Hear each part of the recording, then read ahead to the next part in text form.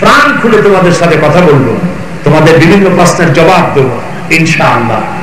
আমি আশা করি বগুড়া শহীদ প্রেসিডেন্ট জিয়াউর রহমান সাহেবের জন্মভূমি, যেখানে তিনি জন্ম লাভ করেছিলেন, তৃতীয় বিশ্বে ক্ষমতার কেন্দ্রবিন্দুতে থেকে মোহমুক্ত জীবনের যে তিনি পরিচয় দিয়েছেন, থার্ড ওয়ার্ল্ডে, এই বিশ্বে বর্তমান সময় তার দৃষ্টান্ত এক বিরল ঘটনা।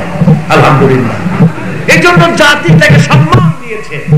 তিনি ইসলামের সম্মান দিয়েছিলেন, তিনি বিসমিল্লাহর মর্যাদা দিয়েছিলেন। আমাদের সংবিধানে বিসমিল্লাহ ছিল না, তিনি বিসমিল্লাহ ঢুকিয়েছেন, ঠিক না?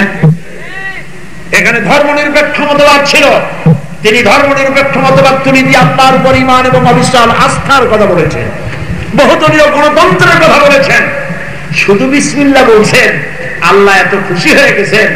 তার জানাজায় যত লোক হয়েছে, জানাজায় এত বিশাল জানাজা আর কেউ পেয়েছে বলে অন্তত আমার জানা নাই। চোখের পানি দিয়ে এইভাবে মানুষকে বিদায় করেছে, মরা মানুষকে, তাও আমি কোনোদিন দেখি নাই। পত্রিকায় হেডিং ছিল, একটি কফিনের পাশে বাংলাদেশ, একটি কফিনের পাশে বাংলাদেশ।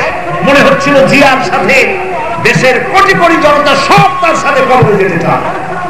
এই যে ভালোবাসা তিনি পেয়েছিলেন ইসলামকে ভালোবেসে, আল্লাহর প্রতি প্রগাঢ় শ্রদ্ধা এবং ভক্তি রাখার জন্য।